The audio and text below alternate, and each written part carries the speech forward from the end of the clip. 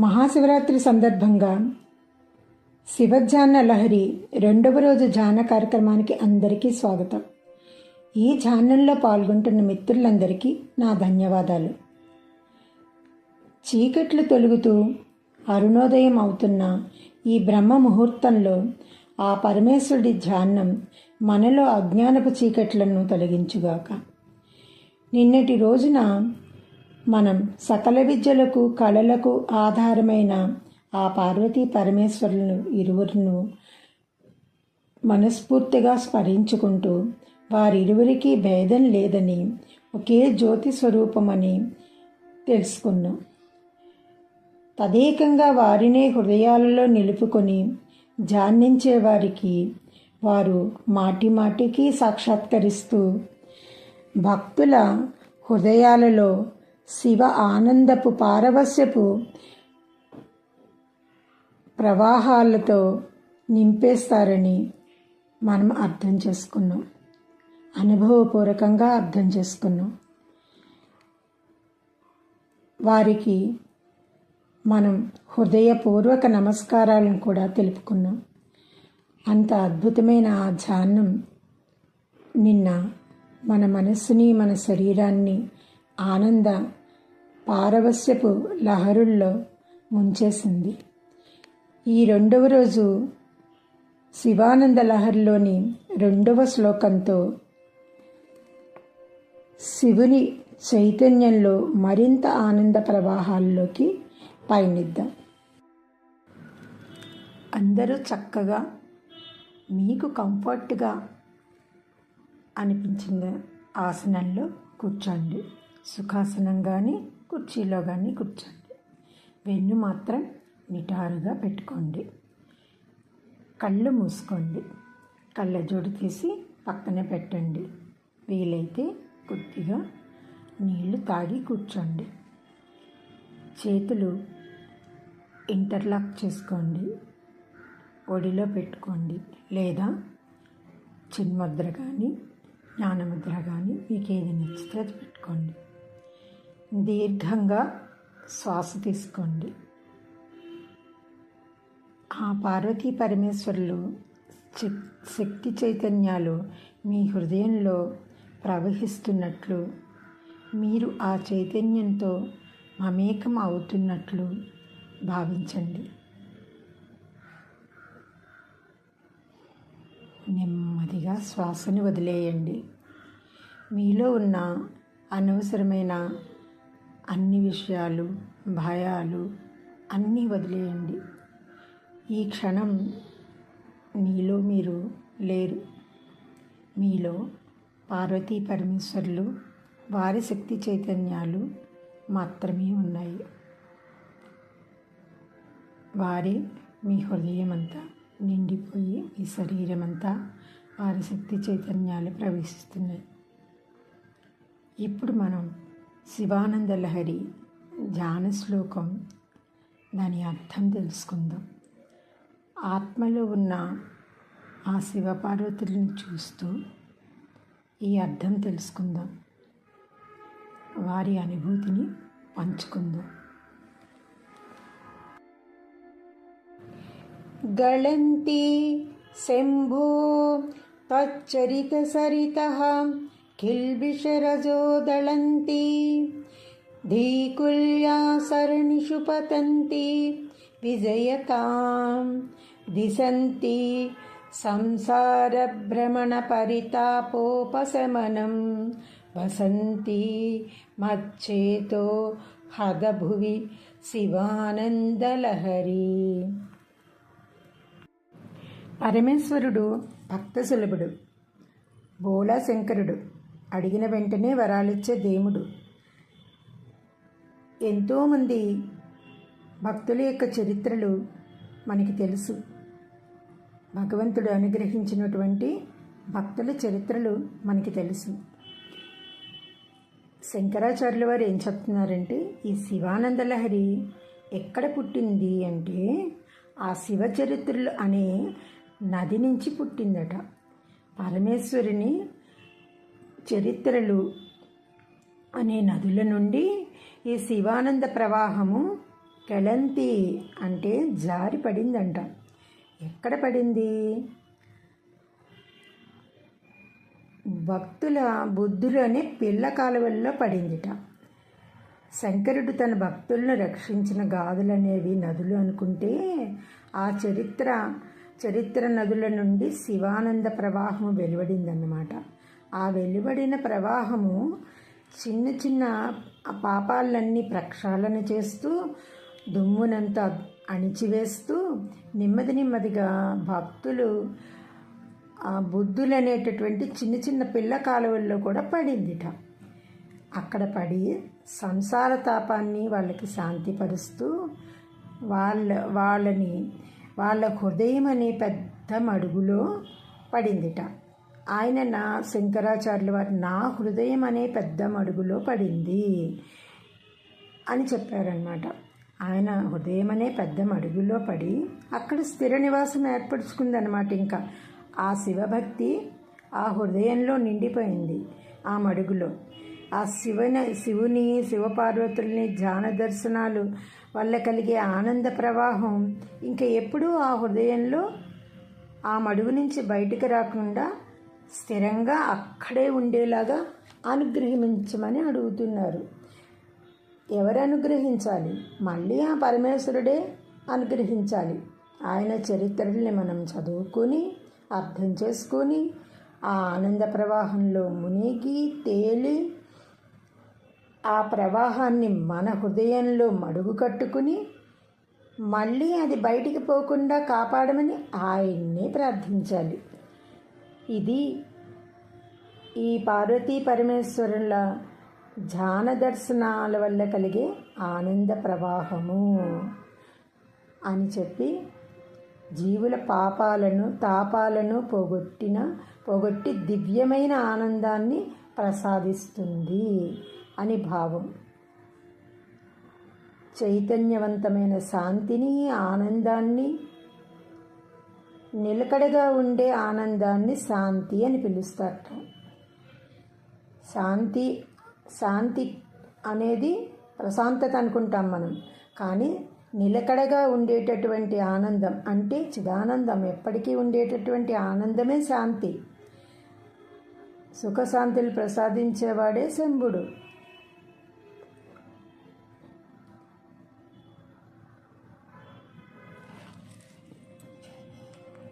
ఇది ఈ శ్లోకం యొక్క స్థూలమైనటువంటి సంక్షిప్తంగా మనం చెప్పుకునే అర్థం. ఆ శివతత్వాన్ని పూర్తిగా అర్థం చేసుకుంటూ, ఆ శివుడి యొక్క కరుణా కటాక్షాల నుంచి వెలువడిన ఆ ఆనంద ప్రవాహం, శివుడి జటాజూటం నుంచి జారిపడుతున్న గంగా ప్రవాహంలా మనలోకి ఉరకలు వేస్తూ ప్రవహిస్తున్నట్టుగా, అవి మన పాపాలన్నింటినీ కడిగి వేస్తున్నట్టుగా,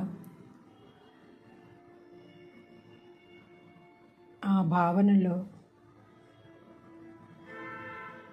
మన మనస్సు, మన శరీరం నిర్మలమవుతున్నట్టుగా భావించండి.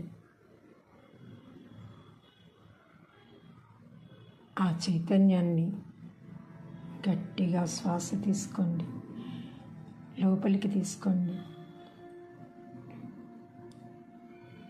మీ శ్వాసని భూమధ్యం దగ్గర, ఆజ్ఞాచక్రం దగ్గర ఉంచండి.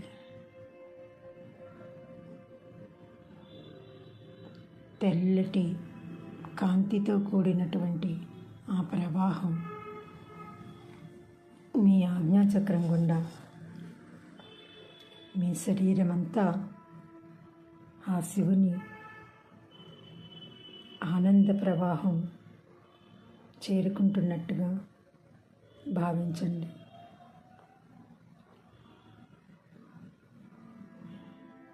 ఈ శివానంద ప్రవాహం ఏం చేస్తుందో చూడండి.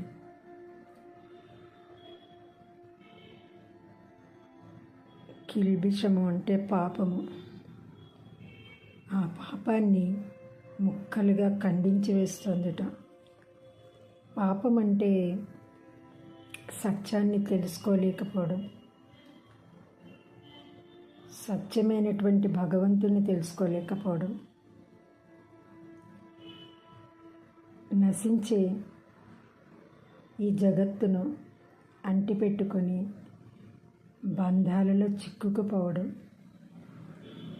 నశించే సుఖాల కోసం తాపత్రయపడడం, వాటిని అందుకునేందుకు పరుగులు పెట్టడం, తాపత్రయపడడం పరుగులు పెట్టడమే కాకుండా అసూయతో, ద్వేషంతో, ఈ రకమైనటువంటి గుణాలతోటి మనం ఇతరులని బాధ పెట్టడం, ఇవన్నీ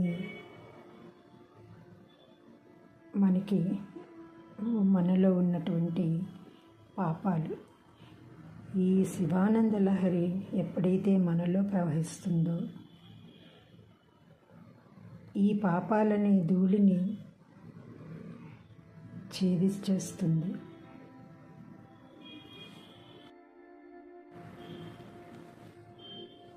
పాపాలు అంటే అంతకుముందు మనం చేసినవి, అంతకుముందు మనలో ఉన్నవి, అప్పటి వరకు మన సరికాకుండా భావాలతో ఉన్నాము. వాటిని ఈ దివ్య చరిత్రల శ్రవణం వల్ల ఈ పాప ప్రక్షాళన అవుతుంది.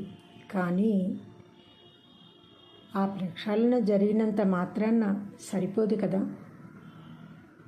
అందుకని మళ్ళీ అంటున్నారు, ధీకుల్య సరణిషు పతంతి అని. అంటే బుద్ధి అనే పిల్ల కాలువల్లో వచ్చి పడుతుందంట. అంటే ఇప్పుడు శివుని మహత్యాన్ని తెలుసుకోవడానికి వీలు కల్పిస్తుంది అన్నమాట. అజ్ఞానంతో మానవుడు గ్రహించలేకపోతూ ఉంటాడు. అంటే పరమేశ్వరుడి తత్వాన్ని మనకి బుద్ధి తెలుపుతుంది. బుద్ధితో ఆలోచించినప్పుడు మనకి అది తెలుపుతుంది. పరమేశ్వర తత్వం ఇది, నువ్వు ఇలా ఉండు, అలా ఉండు అని చెప్తుంది. కానీ మనస్సు ఏం చేస్తుంది? విషయాల్లోకి చొచ్చుకొని పోతూ ఉంటుంది, వాటిల్లో మునిగిపోతూ ఉంటుంది. దాని నుంచి మళ్ళించి మనస్సు నుంచి వివేక జ్ఞానంతో బుద్ధి మనకి ఈ బుద్ధి మనని సరిచెయ్యాలి అంటే ఆ బుద్ధి అనేటటువంటి పిల్ల కాలువలోకి ఈ ఆనందలహరి అనేటటువంటి నదీ ప్రవాహం రావాలి, వస్తుంది అన్నమాట. ఈ బుద్ధి అనే పిల్ల కాలువల ద్వారా ఆనందలహరి అనే మహానది ప్రవహించి అంతరంగాన్ని ప్రక్షాళన చేస్తుంది. అది మనం గ్రహించుకోవాలి. అంటే ఇప్పుడు మనలోకి ప్రవహిస్తున్న ఈ గంగా ప్రవాహం, శివుని నుంచి మనలోకి ప్రవహిస్తున్న ఈ గంగా ప్రవాహం, ఈ చరిత్రలనే గంగా ప్రవాహం ఏం చేస్తోంది? మన బుద్ధిని సరిచేస్తోంది. ఆ బుద్ధి సరిచేసినప్పుడు మనస్సుని దాటి బుద్ధి ఆలోచించి అంతరంగాన్ని ప్రక్షాళన చేస్తోందన్నమాట. ఇప్పుడు మీలో ప్రవహిస్తున్నటువంటి ఈ అంతర్వాహినిగా ఉన్నటువంటి ఈ శివానంద లహరినితో మీ బుద్ధిని ప్రక్షాళనమయ్యి అంతరంగం ప్రక్షాళన చేసుకొని మీరు ఉన్నతమైనటువంటి చక్కటి సంస్కారంలోకి అడుగు పెడుతున్నారు. ఈ సంస్కారంలోకి అడుగు పెట్టిన తర్వాత మనం ఇంకా అర్థం చేసుకునేవేముంటాయి? దిశంతి సంసార భ్రమణ పరితాపోపశమనం. ఇక్కడ ఇంకా అర్థం ఏం చేసుకోవాలి? మనం పాపాలని కడిగేసుకున్నాం. శ్రవణం, మననం, నిధి ధ్యాసతోటి తర్వాత బుద్ధిని సరిచేసుకొని వివేకంతో ఆలోచించి జ్ఞానంతో ఆలోచించి అంతరంగాన్ని ప్రక్షాళన చేసుకున్నాం. ఇంకా మళ్ళీ తర్వాత ఇంకా ఏమున్నాయి భ్రాంతులు మనకి? ఈ చావు పుట్టుకలతో సర్వ దుఃఖాలతో సర్వకాలాలలోనూ సాగిపోతూ ఉన్న అజ్ఞానం భ్రమణం. దిశంతి సంసార భ్రమణ పరితాపోపశమనం. ఈ భ్రాంతిలోంచి మనం పరితాపోపశమనం అంటే ఉపశమనం పొందాలి అంటే ఎలా? సంసార భ్రాంతి నుంచి నిలువునా కాల్చేస్తూ ఉంది అది. దాని నుంచి మనం తప్పించుకోలేకపోతున్నాం. ఎందుకంటే మనం అందులో చిక్కుకుపోయాం. ఆ చిక్కుకుపోయిన దాంట్లోంచి తప్పించుకోవడం ఎలాగా? దాని నుంచి ఉపశాంతి లభించేది ఎలాగా? అప్పుడు ఈ అంతరంగ ప్రక్షాళన జరిగిన తర్వాత దీంట్లో ఉన్నటువంటి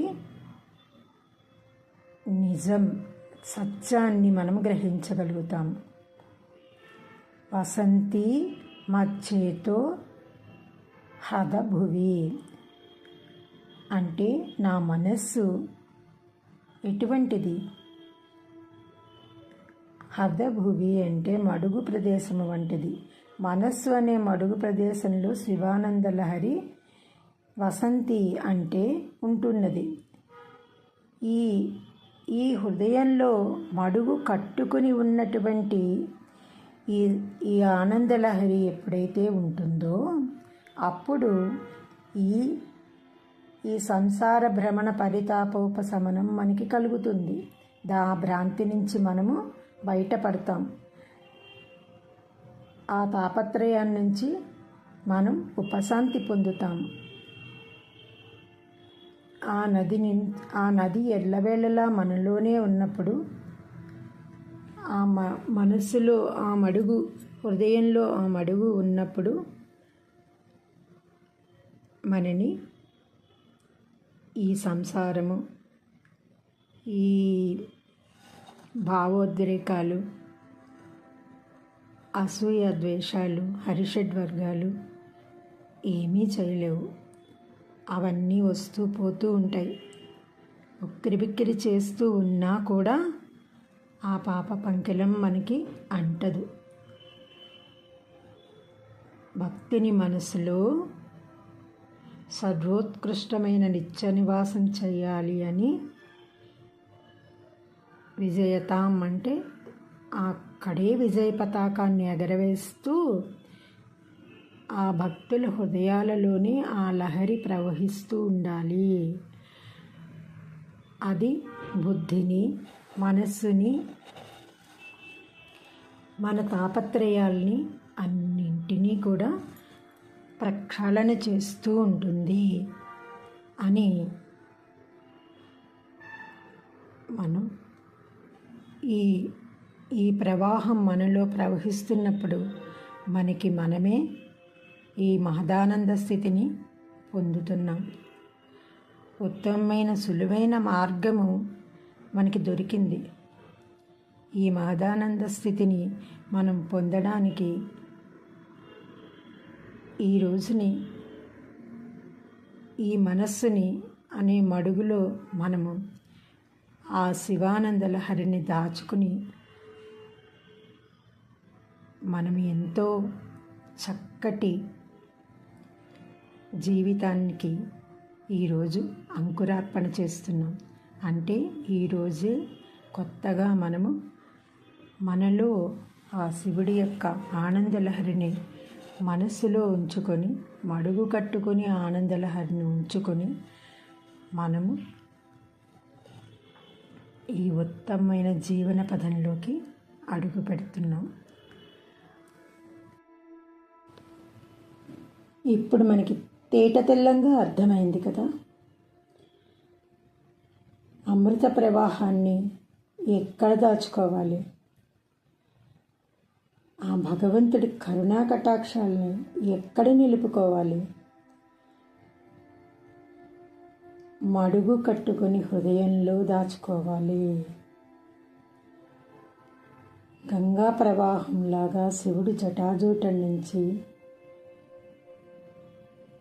అలా అలవోక కాక వస్తున్నటువంటి ఆ అమృతమైనటువంటి ఆ నదీ ప్రవాహాల్ని, ఆ జల ప్రవాహాల్ని, ఆ కాస్మిక్ ఎనర్జీని ఎక్కడ దాచుకుంటాం మనం? మన శరీరం అంతా దాచుకోవాలి. ఆ చైతన్యంతో మన శరీరం నిండినప్పుడు మనకేమవుతుంది? ఈ సంసార బంధాలు, ఈ రాగద్వేషాలు, ఈ సంస్కారాలు జన్మ జన్మలుగా ఉన్నవి ముందు పాప ప్రక్షాళన అవుతుంది. ఇప్పుడు మనం అటువైపు చూసినప్పుడు, ఆ చరిత్రల వంక చూసినప్పుడు, అవి ఎంత గొప్పవో తెలుసుకున్నప్పుడు, ఆ ఆనందంలో మనం మునగాలి అనుకున్నప్పుడు, అప్పుడే మన సగం పాప ప్రక్షాళన మొదలవుతుంది. ఆ తర్వాత ఆ అనంత ప్రవాహాన్ని ఛానల్లో కూర్చుని చూడండి. ఆయన శిరస్సు నుంచి చాలువారుతున్న ఆ కాస్మిక్ ఎనర్జీని చూడండి, ఆ శక్తి ప్రవాహాన్ని. ఏ రంగులో ఉంది? నాకైతే నీలలోహిత రంగులో కనిపిస్తోంది. నీలంగా జాలువారుతున్నట్టు కనిపిస్తోంది. ఎవరికి ఎలా కనిపిస్తుందో నాకు తెలియదు. నాకైతే నీలంగా, మధ్యలో వెండి మెరుపు తీగలు ప్రతిఫలిస్తున్నాయి. మధ్యలో వెండు బంగారము ఏమో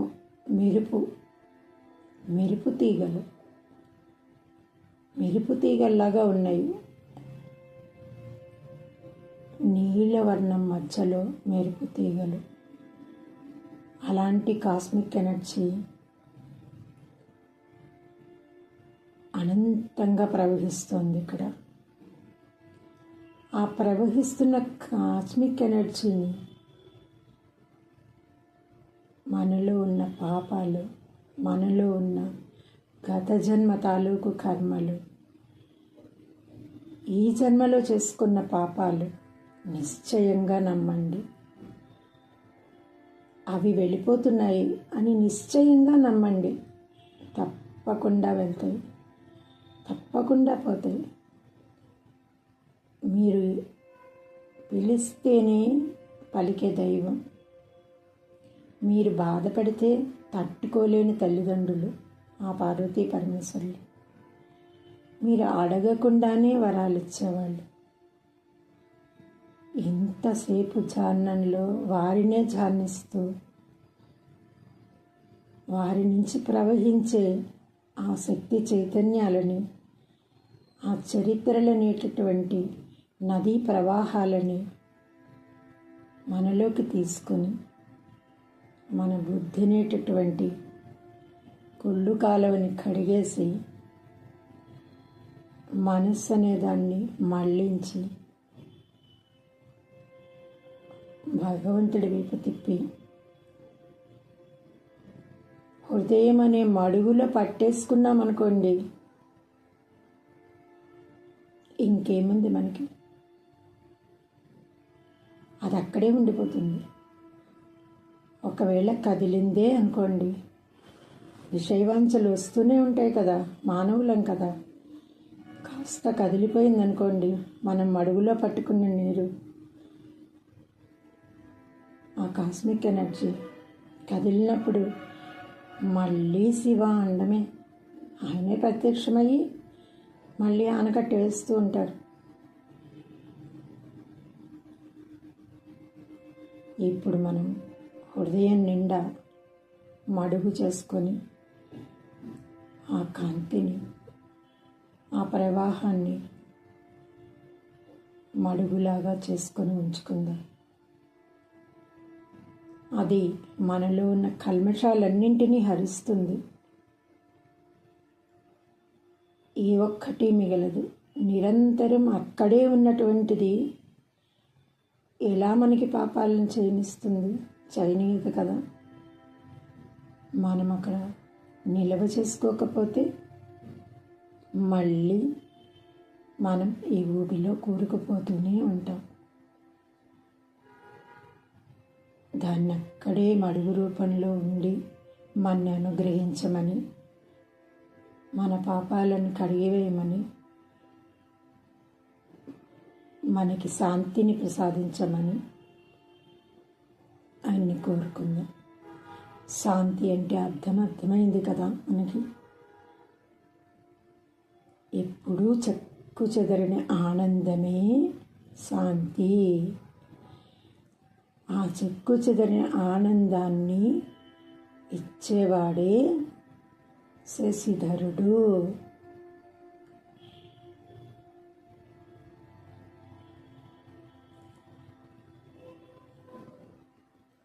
పూర్తిగా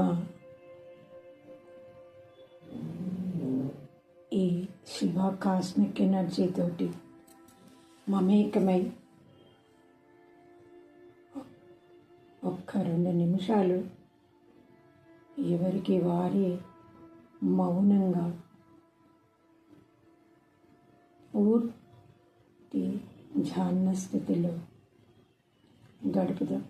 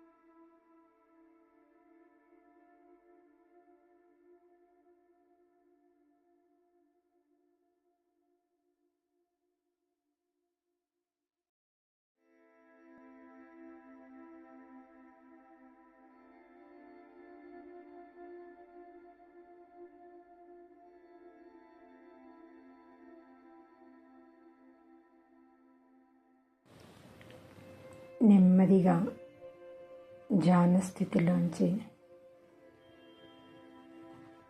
ఎరుకలోకి రండి.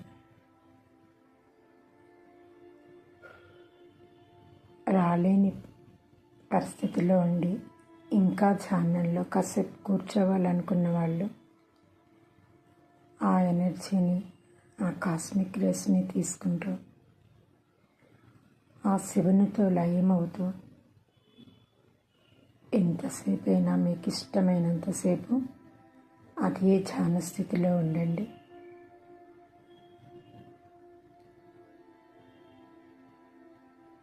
మిగతా వారందరూ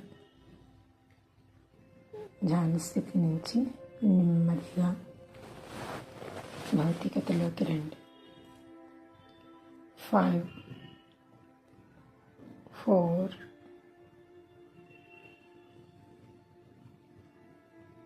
3, 2, 1, 0.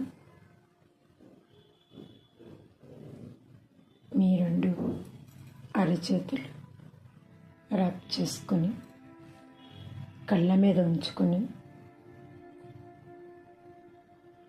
ఒక 2 నిమిషాలు, 1 నిమిషం అలా ఉంచుకొని ఆ అనుభూతిని హృదయంలో పదిలం చేసుకొని నెమ్మదిగా కళ్ళు తెరవండి.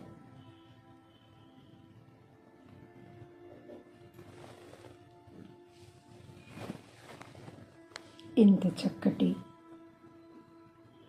ఈ ధ్యానానుభవానికి, ధ్యానంలో పాల్గొన్న మాస్టర్స్ అందరికీ హృదయపూర్వకంగా చప్పట్లు.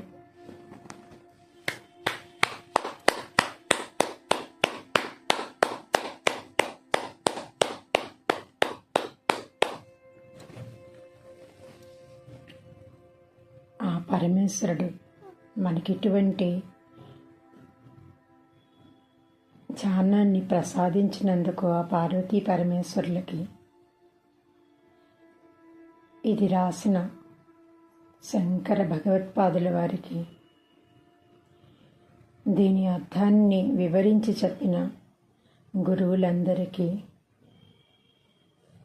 దీనిని అర్థం చేసుకుంటున్న మీకు నా హృదయపూర్వక కృతజ్ఞతలు.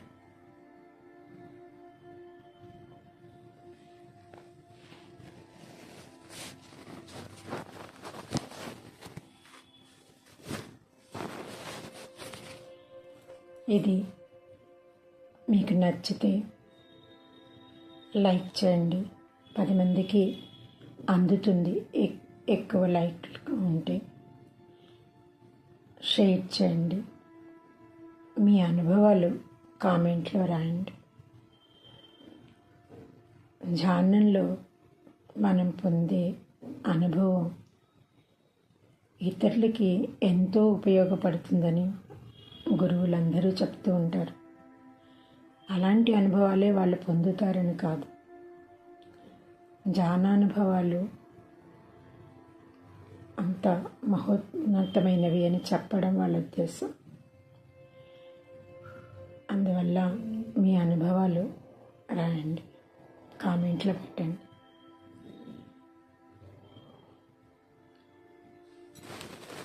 ఈ ధ్యానంలో పాల్గొన్న అందరికీ, ఆ పరమాత్మకి మరొక్కసారి నా కృతజ్ఞతలు. ఈ సూర్యోదయానికి, ఈ రోజుకి కృతజ్ఞతలు.